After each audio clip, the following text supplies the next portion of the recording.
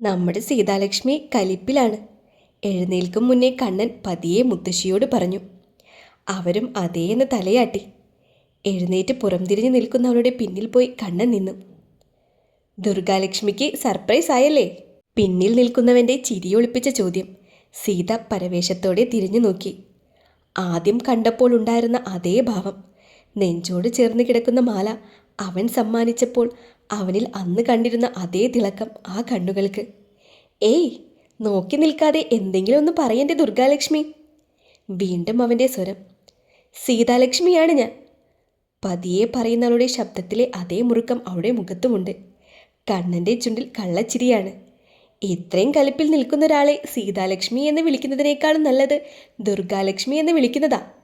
ആ ഭാവമാണല്ലോ ഈ മുഖം നിറയെ, അല്ലേ മുത്തശ്ശി? കുറുമ്പോടെ പറഞ്ഞു കഴിഞ്ഞ് അവൻ മുത്തശ്ശിയെ കൂടി സപ്പോർട്ട് ചെയ്യാൻ വിളിച്ചു. സീത നോക്കുമെന്ന് ഉറപ്പുള്ളതുപോലെ നാരായണി മുത്തശ്ശി ഒന്നും മിണ്ടാതെ ചിരിച്ചു. അങ്ങനെ തനിക്ക് തോന്നുമ്പോൾ പേരുമാറ്റി കളിക്കാൻ മാത്രം ഞാൻ തൻ്റെ ആരാടോ? ഇപ്രാവശ്യം സീതയുടെ മുഖം ദേഷ്യം കൊണ്ട് ചുവന്നു. അതറിയില്ലേ ദുർഗാലക്ഷ്മി നിനക്ക്? വിട്ടുകൊടുക്കില്ല എന്നൊരു ഭാവത്തിൽ കണ്ണൻ്റെ മിഴികൾ സീതയുടെ കഴുത്തിൽ പതിഞ്ഞു.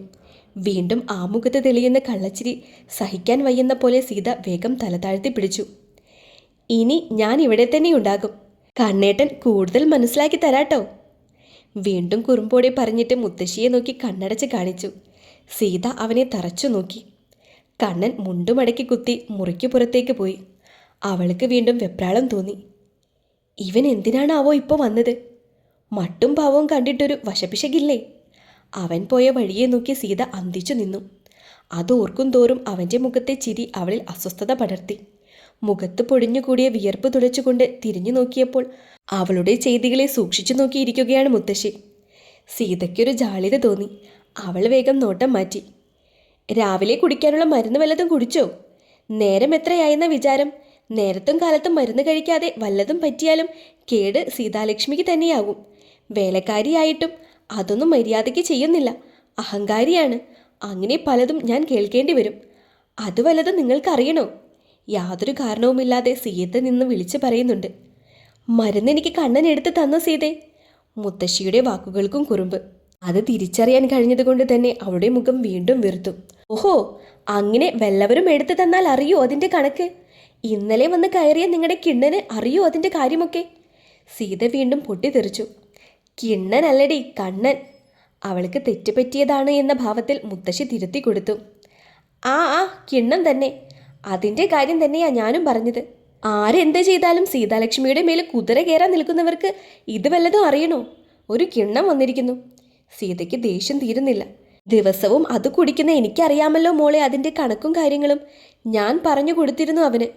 മുത്തശ്ശി ശാന്തമായി പറഞ്ഞപ്പോൾ സീത അല്പം മടങ്ങി. എന്താ സീത നിന്റെ പ്രശ്നം? മുത്തശ്ശി പെട്ടെന്ന് ചോദിച്ചു. എനിക്കെന്ത് പ്രശ്നം? ഞാൻ ഉള്ള കാര്യം പറഞ്ഞു. മേശയിൽ കിള്ളിപ്പറിച്ചുകൊണ്ട് സീത അത് പറയുമ്പോൾ അവൾക്കും അറിയില്ലായിരുന്നു എന്താണ് തൻ്റെ പ്രശ്നമെന്ന്. അല്ലെങ്കിൽ തന്നെ എന്താണ് തനിക്ക് പ്രശ്നമല്ലാത്തത്? കണ്ണം വന്നതാണോ ഈ ദേഷ്യത്തിന് കാരണം? മുത്തശ്ശി വീണ്ടും ചോദിച്ചു. ആണോ? ആ ചോദ്യം സീതയും സ്വയം ചോദിച്ചു നോക്കി. അല്ലെന്ന് തന്നെയാണ് ഉത്തരം. മുത്തശ്ശിയുടെ കണ്ണനെ പെട്ടെന്ന് കണ്ടപ്പോൾ ഒന്ന് പതറിപ്പോയെന്നത് നേരെ തന്നെ. ഇന്നിവിടെ വരും മുന്നേയും തൻ്റെ മനസ്സ് കലുഷിതമായിരുന്നു. കാരണമില്ലാത്തൊരു സങ്കടം ദേഷ്യമായി ഉള്ളു മുഴുവനും പുകയുന്നുണ്ടായിരുന്നു. പിന്നെ എങ്ങനെ അത് കണ്ണൻ വന്നതുകൊണ്ടാകും? മാത്രവുമല്ല, ആ കിണ്ണൻ അവൻ്റെ വീടായ ഇവിടെ വരാതെ മറ്റെവിടെ പോകാൻ? അവൾക്ക് അതോർത്തപ്പോൾ ചിരി വന്നു. ആഹാ, ചിരിച്ചല്ലോ ദുർഗാലക്ഷ്മി. കണ്ണൻ പറഞ്ഞ പോലെ മുത്തശ്ശി പറയുമ്പോൾ സീതയുടെ മുഖം വീണ്ടും വീർത്തു. ഇവിടെ ഇങ്ങനെ ഇരുന്നാൽ ശരിയാവോ? കുളിക്കണ്ടേ? അതിനു മുന്നേ മസാജ് ചെയ്യാനുണ്ട്. സീത വേണ്ടാത്ത ധൃതി കാണിച്ച് ഷോളൂരി മേശയിലേക്ക് ഇട്ടുകൊണ്ട് മുത്തശ്ശിയുടെ കുഴമ്പിൻ്റെ കുപ്പിയെടുത്ത് അവരുടെ അരികിൽ പോയി ഇരുന്നു. അതൊക്കെ ചെയ്യാം. ആദ്യം നീ ഇവിടെ വന്നിരിക്കും സീതേ. അവളുടെ കയ്യിലെ കുപ്പി പിടിച്ച് വാങ്ങിക്കൊണ്ടവർ അവളെ അരികിൽ പിടിച്ചിരുത്തി. കണ്ണൻ ഇനി ഇവിടെയുണ്ട്. എത്രയെന്ന് വെച്ചാ അവനിവിടെ തനിച്ചു നിൽക്കുന്നത്? അത് പറയുമ്പോൾ മുത്തശ്ശിക്കിത്തിരി കണ്ണീർ നനവുണ്ട്. ആ കണ്ണീർ തുള്ളികൾക്ക് പറയാനുള്ളത് ചോരപ്പൊടിയുന്നൊരു കഥയാണ്. മുത്തശ്ശിയുടെ ഒരേ ഒരു മകൾ, ഈ വീട്ടിലെ 4 ആങ്ങളമാർക്കുള്ള ഒരേ ഒരു പെങ്ങൾ, മുത്തശ്ശിയുടെ പ്രിയപ്പെട്ട കണ്ണൻ്റെ അമ്മ, ദേവയാനിയുടെയും അവരുടെ ഭർത്താവ് ശരണിൻ്റെയും ദാരുണമായൊരു മരണത്തിൻ്റെ കഥ. അപകടത്തിൽ അവർ മരിച്ചുപോയതോടെ മാനസികമായും ശാരീരികമായും തളർന്നുപോയ മുത്തശ്ശിയെ നോക്കാനാണ് ആദ്യമായി സീത ഇവിടെ എത്തിച്ചത്. അന്ന് കേട്ട വേദനിപ്പിച്ച ആ കഥ സീതയുടെ മനസ്സിലേക്ക് ഓടി വന്നു. കൂടുതലായി ഒന്നും അറിയില്ലെങ്കിലും അന്ന് മുത്തശ്ശി തനിച്ചായി പോയൊരു കണ്ണനെക്കുറിച്ച് ഏറെ സങ്കടപ്പെട്ടു തോർക്കുന്നു. അവൻ ഒറ്റയ്ക്കായി പോയില്ലേ? വീണ്ടും മുത്തശ്ശിയുടെ നെടുവീർപ്പ്. സീത ചിരിച്ചുകൊണ്ട് എഴുന്നേറ്റ് ചെന്ന് കുഴമ്പെടുത്തുകൊണ്ട് നാരായണി മുത്തശ്ശിയുടെ കയ്യിൽ തേച്ച് പിടിപ്പിച്ചു. ഇവിടെ ഇത്രയും ആളുകളുണ്ടായിട്ടും പിന്നെ എങ്ങനെ മുത്തശ്ശിയുടെ കിണ്ണൻ തനിച്ചായി പോകുന്നേ? ആ മുഖത്ത് പെരുകുന്ന സങ്കടം കണ്ടിട്ട് തന്നെയാണ് സീത അത് ചോദിച്ചത്. കൂടെപ്പിറപ്പൊന്നും ഉണ്ടായിരുന്നുവെങ്കിൽ. വീണ്ടും മുത്തശ്ശി സീതയെ നോക്കി കണ്ണു നിറച്ചു. ആരുണ്ടായിട്ടും ഒരു കാര്യവുമില്ല. സ്നേഹമില്ലെങ്കിൽ, പരിഗണനയില്ലെങ്കിൽ. ദേഷ്യത്തോടെ സീതയത് പറയുമ്പോൾ രാവിലെ അജു കടിച്ചു തുപ്പിയ വാക്കുകളുടെ നാറ്റമുണ്ടായിരുന്നു ഉള്ളു മുഴുവനും അവൾക്ക്. ഇവിടെ ഇപ്പോൾ ആദിയും സിദ്ധുവും ഉള്ളപ്പോൾ ആ കിണ്ണനെ കൂട്ടായി വേറൊരാൾ വേണ്ടി വരില്ലെന്ന് മുത്തശ്ശിക്കറിയില്ലേ? അവരെത്രത്തോളം ആ കിണ്ണനെ സ്നേഹിക്കുന്നുണ്ടെന്ന് ഞാൻ പറഞ്ഞിട്ട് വേണ്ടല്ലോ മുത്തശ്ശിക്കറിയാൻ.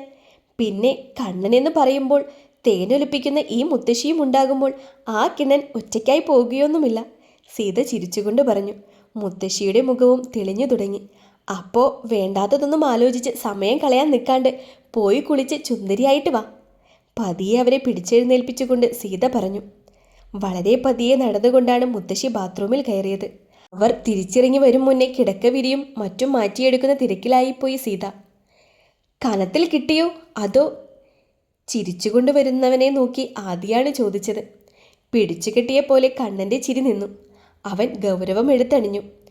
പഴയ ഭാവം, അതായത് ഉത്തമാ. ആ പഞ്ചാര കുഞ്ചുവിൻ്റെ ഭാവം ഞങ്ങൾ ശരിക്കും കണ്ടായിരുന്നു. ഇനി പെട്ടെന്ന് ടോൺ മാറ്റണ്ട, ഇങ്ങ് പോര്. സിദ്ധു കൂടി പറഞ്ഞതോടെ അവൻ്റെ മുഖത്ത് നിറയെ ചിരി തെളിഞ്ഞു. ഒത്തില്ല, കണ്ണിറുക്കി പറഞ്ഞുകൊണ്ട് അവൻ അവരുടെ അടുത്തേക്കിരുന്നു. അതെ, മനോഹരമായിട്ട് തന്നെ ചീറ്റിയല്ലേ? ആദിയും സിദ്ധുവും ഒരുപോലെ പറഞ്ഞു. രാമൻ സീതയെ കണ്ടു ബോധിച്ചോ? വീണ്ടും ആദിയുടെ ചോദ്യം.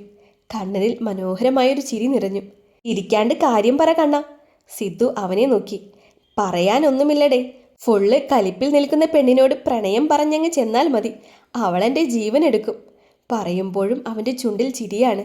മുത്തശ്ശിക്ക് ദിവസവും വീഡിയോ കോൾ വിളിക്കുന്ന ഇവന് അതിന് പിന്നിലുള്ള ചേതോവികാരം അതാണ് സീതാലക്ഷ്മി എന്നറിയുമ്പോൾ ആ പെണ്ണ് നിന്നെ വലിച്ചു പറിക്കും മോഞ്ഞേ. ആദി കണ്ണൻ്റെ താടിയിൽ പിടിച്ചുകൊണ്ട് പറഞ്ഞു. അവളെന്നെ സ്നേഹിക്കും മോഞ്ഞേ. കണ്ണനും അതുപോലെ തന്നെ പറഞ്ഞു. നോക്കിയിരുന്നു, അത് സീതാലക്ഷ്മിയാണ്. നീ ഇതുവരെയും കണ്ട പെണ്ണുങ്ങളെ പോലെയല്ല, സിദ്ധു മുന്നറിയിപ്പ് പോലെ പറഞ്ഞു. അതിന് ഈ കിരൺ വർമ്മ ഇതിനു മുന്നേ ഇതുപോലൊരു പെണ്ണിനെ കണ്ടിട്ടേയില്ല, ഇനി കാണാനും പോകുന്നില്ല. അവൻ്റെ വാക്കുകൾക്ക് പ്രണയം നിറം ചാർത്തി. എന്നാലും എൻ്റെ കണ്ണാ, നിനക്കെങ്ങനെ ഇത്രയും അസ്ഥിക്ക് പിടിച്ചു? ആദിയുടേതാണ് ചോദ്യം. കണ്ണൻ ചിരിച്ചുകൊണ്ടവനെ നോക്കി കണ്ണടച്ച് കാണിച്ചു. അമ്മയും അച്ഛനും ഒറ്റയ്ക്കാക്കി പോയ ശൂന്യത മറക്കാനും കൂടിയാണ് ബാംഗ്ലൂരിലേക്ക് തിരികെ പോവാൻ വാശി പിടിച്ചത്. അവിടെ എത്തിയതും മനഃപൂർവ്വം ഞാൻ തിരക്കിൽപ്പെട്ടുപോയി. അതിനിടയിൽ നിങ്ങളെല്ലാം അവോയ്ഡ് ചെയ്തെങ്കിലും മുത്തശ്ശിയെ വിളിക്കാതിരിക്കാനും കാണാതിരിക്കാനുമായില്ല. എനിക്കിനി സ്വന്തമെന്ന അവകാശത്തോടെ പേടിയില്ലാതെ പറയാൻ മുത്തശ്ശി മാത്രമേയുള്ളൂ എന്ന് ഓർക്കുമ്പോൾ അറിയാതെ വിളിച്ചു പോകും. എന്നെ തന്നെ വിശ്വസിപ്പിക്കാൻ. കണ്ണൻ കട്ടിലിൽ ചാരിയിരുന്നു കാൽ വിറപ്പിച്ചുകൊണ്ട് പതിയെ പറഞ്ഞു തുടങ്ങി. അവൻ പറഞ്ഞു കേൾക്കുമ്പോൾ ആദിയുടെയും സിദ്ധുവിൻ്റെയും മുഖം മങ്ങി. നിങ്ങളെ വിഷമിപ്പിക്കാൻ വേണ്ടി പറഞ്ഞതൊന്നുമല്ല, അതല്ലേ സത്യം. വലിയ വീട്ടിലെ പെണ്ണിനെ പ്രേമിച്ച് കെട്ടിയ നസ്രാണി ചെക്കനെ, അതായത് എൻ്റെ പപ്പ ശരണിനെ ആദ്യം തന്നെ സ്വന്തം വീട്ടുകാർ അടിച്ചോടിച്ചില്ലേ? ചിരിച്ചുകൊണ്ടുള്ള ആ ചോദ്യം അവൻ്റെ മനസ്സിലെ സങ്കടമാണ്. എന്നിട്ടും ചിരിച്ചുകൊണ്ടാണ് ചോദിക്കുന്നത്. അമ്മയുടെ ബന്ധുക്കൾ, അതായത് ഇവിടെയുള്ള നന്മ നിറഞ്ഞ മനുഷ്യർ പപ്പയെ സ്വീകരിച്ചുവെങ്കിലും ആ നന്മ നന്നായി അറിഞ്ഞതുകൊണ്ടായിരിക്കും എൻ്റെ പപ്പ എല്ലാം ഉപേക്ഷിച്ച് അമ്മയും വിളിച്ചുകൊണ്ടിറങ്ങിയത്. ഒരു കൂടപ്പിറപ്പില്ലെന്ന സങ്കടം പറഞ്ഞിരുന്ന എന്നോട് എൻ്റെ പപ്പ എപ്പോഴും പറഞ്ഞു തന്നിരുന്നൊരു കാര്യമുണ്ടായിരുന്നു. പ്രഹസനം കാണിക്കാനും സ്വത്തിൻ്റെ കാര്യം വരുമ്പോൾ സ്വാർത്ഥത കാണിക്കാനും അറിയുന്ന ബന്ധുക്കൾ ഉള്ളതിനേക്കാൾ നല്ലത് ആരുമില്ലാതിരിക്കുന്നതാ കണ്ണാ എന്ന്. അപ്പോൾ മാത്രം അവൻ്റെ ചിരിയൊന്ന് മങ്ങി. വല്ലപ്പോഴും മാത്രം വന്നു പോകുമ്പോഴും ഇവിടെയുള്ള സ്നേഹവും അഭിനയവും എനിക്ക് തിരിച്ചറിയാൻ കഴിഞ്ഞിരുന്നു. അതുകൊണ്ട് തന്നെ എനിക്ക് പപ്പയും അമ്മയും മാത്രം മതിയെന്ന് ഞാനും തീരുമാനമെടുത്തു. അവരുടെ മരണം എനിക്ക് കിട്ടാവുന്ന ഏറ്റവും വലിയൊരു ഷോക്ക് തന്നെയായിരുന്നു. ശരിക്കും ഞാൻ ഒറ്റപ്പെട്ടതുപോലെ. എനിക്കാരുമില്ലെന്ന് സ്വയം തോന്നി തുടങ്ങി. ഒരു ഡോക്ടറായിരുന്നിട്ട് കൂടി ഞാൻ പതിയെ ഡിപ്രഷൻ്റെ പിടിയിൽ പെട്ടുപോകുമെന്ന തോന്നലിൽ നിന്നാണ് ബന്ധങ്ങൾ തേടിയിറങ്ങിയത്. കണ്ണൻ്റെ മുഖത്ത് വീണ്ടും ചിരിയുണ്ടായിരുന്നു. ദിവസവും മുത്തശ്ശിയെ വിളിക്കുമ്പോൾ ഒരു മിന്നായം പോലെ കണ്ടിരുന്ന ആ മുഖം എൻ്റെ മനസ്സിൽ ആദ്യം കൗതുകമാണ് ഉണ്ടാക്കിയത്. സീതാലക്ഷ്മിയെക്കുറിച്ച് പറയാൻ മുത്തശ്ശിക്കും 100 നാവാണ്. ഹോം നേഴ്സല്ല, മുത്തശ്ശിയുടെ കൊച്ചുമോളാണ് എന്നൊക്കെ പറഞ്ഞിട്ടുണ്ട് എന്നോട്. കണ്ണൻ്റെ കണ്ണുകളിൽ വീണ്ടും തിളക്കം. ദിവസം വിളിച്ചാലും വെറുതെ പോലും അവളൊന്ന് ഫോണിലേക്ക് എത്തി നോക്കുന്നത് ഞാൻ ഒരിക്കലും കണ്ടിട്ടില്ല. അവളും അവളുടെ ജോലികളുമായി വേറൊരു ലോകത്താണ് എന്ന് തോന്നും. നോക്കി നോക്കി അവൾ ഓടിക്കയറിയത് എൻ്റെ ഹൃദയത്തിലേക്കാണ്. ഓരോ വിളിയിലും ഞാൻ അവളെ കൂടുതൽ അറിഞ്ഞു, സ്നേഹിച്ചു, സ്വന്തമാക്കാനും ആഗ്രഹിച്ചു. തലയ്ക്ക് പിന്നിൽ കൈകൾ ചേർത്ത് അവനാ ചുവരിൽ ചാരിയിരുന്നു കൊണ്ട് ചിരിക്കുകയാണ്. ആദിയും സിദ്ധുവും അവനെ അത്ഭുതത്തോടെ നോക്കുന്നുണ്ട്. ഇഷ്ടം പറയണം, അവളുടെ സ്നേഹം അറിയണം, ആസ്വദിക്കണം, അങ്ങനെയൊക്കെയുള്ള മോഹം പിടിവിട്ടു പോയപ്പോഴാണ് ഇങ്ങോട്ട് വന്ന് കയറിയത്. വരുന്നുണ്ടെന്ന് ഇവിടെ വിളിച്ച് പറഞ്ഞിരുന്നു. രാത്രി ഏറെ വൈകിയാണ് എത്തിയത്. ക്ഷീണം കൊണ്ട് ആരെയും അധികം കാണാൻ നിൽക്കാതെ കയറി കിടന്നു. ഉറക്കത്തിൽ നിന്നും ഞെട്ടി എഴുന്നേൽക്കുമ്പോൾ വാതിൽ ആരൊക്കെയോ ചേർന്ന് മുട്ടുന്നുണ്ട്. തൊട്ടരികിൽ ചേർന്ന് കിടക്കുന്നു സീതാലക്ഷ്മി. കണ്ണൻ വീണ്ടും അവരെയൊന്ന് നോക്കി. ഒറ്റ നിമിഷം മാത്രം അന്തം വിട്ട് നിന്നെങ്കിലും അമ്മയുടെ കൂടപ്പിറപ്പുകൾക്ക് എന്നോടുള്ള സ്നേഹം തെളിയിച്ചതാണ് എന്ന് മനസ്സിലായി. കൂട്ടത്തിൽ അവളോടുള്ളതും. രണ്ടാൾക്കും ഒറ്റയടിക്ക് കെണി. വന്നതുപോലെ തുരത്തി ഓടിക്കാൻ, കുടുംബത്തിൽ കയറ്റാൻ കൊള്ളാത്തവനാക്കാൻ. ഇതിനേക്കാൾ നല്ല മാർഗം മറ്റെന്തുണ്ട്? കണ്ണൻ്റെ കാലിൽ ആദി പതിയൊന്ന് തട്ടി, ആശ്വാസം പകരും പോലെ. പക്ഷേ തോറ്റുകൊടുക്കാൻ എനിക്ക് മനസ്സില്ലായിരുന്നു. എനിക്കൊപ്പം ഉള്ളവൾക്ക് അപ്പോഴും കൺമുന്നിൽ നടക്കുന്നത് കത്തിയിട്ടില്ല. പക്ഷേ എനിക്ക് അവളെ നേടാൻ ദൈവം തന്നൊരു അവസരമാണെന്ന് കരുതി ഞാനത് പ്രയോഗിച്ചു. നീൽപ്പെടുത്താൻ കൊതിച്ചവർക്ക് മുന്നിൽ അവളെൻ്റെ പെണ്ണായി. കിരൺ വർമ്മയുടെ മാത്രം സീതാലക്ഷ്മി. അതും പറഞ്ഞുകൊണ്ടവൻ ഉറക്കെ ചിരിച്ചു. ആ ചിരിയിലേക്ക് ആദിയും സിദ്ധുവും സന്തോഷത്തോടെ നോക്കി. നിന്റെ സെലക്ഷൻ തെറ്റിയിട്ടില്ല കണ്ണാ, സീത നല്ല കുട്ടിയാണ്. ആദി അവൻ്റെ തോളിൽ തട്ടി. നല്ല ദേഷ്യവുമാണ്, കണ്ണനും പറഞ്ഞു. അതൊക്കെ അങ്ങനെ തന്നെ. പക്ഷേ അടുത്തറിഞ്ഞാൽ ആ ദേഷ്യം കൊണ്ട് അവൾ പൊതിഞ്ഞു പിടിച്ച് നടക്കുന്ന ഒരുപാട് സങ്കടങ്ങൾ കൂടി കാണാൻ കഴിയും. സിദ്ധു കണ്ണനെ നോക്കി പറഞ്ഞു. എനിക്കും തോന്നിയിട്ടുണ്ട്. പക്ഷേ അതെല്ലാം അവൾ എന്നോട് പറയുന്ന ആ ദിവസത്തിൻ്റെ കാത്തിരിപ്പിലാണ് ഈ രാമൻ, സീതാലക്ഷ്മിക്ക് വേണ്ടി. ഉള്ളു നിറഞ്ഞൊരു ചിരിയോടെ പറഞ്ഞപ്പോൾ അല്പം പോലും സംശയമില്ലായിരുന്നു കണ്ണൻ അവൻ്റെ പ്രണയത്തെ. ആരെങ്കിലും എതിർപ്പ് പറയും മുന്നേ ഞാനെൻ്റെ പ്രണയത്തെ സ്വന്തമാക്കി. ഇവിടുത്തെ ബുദ്ധിരാക്ഷസന്മാർ ഒരുക്കിയ കെണിയായതുകൊണ്ട് തന്നെ കൂടുതൽ അന്വേഷണം നടത്തിയാലോ എന്ന് പേടിച്ച് അവരാരും ഒന്നും മിണ്ടിയില്ല. സ്നേഹിച്ച പെണ്ണിനെ സ്വന്തമാക്കാൻ ഇതിലും മികച്ചൊരവസരം എനിക്കിനി കിട്ടാനില്ലെന്ന് തോന്നി. കണ്ണൻ്റെ മുഖത്ത് കാണുന്ന കള്ളലക്ഷണം.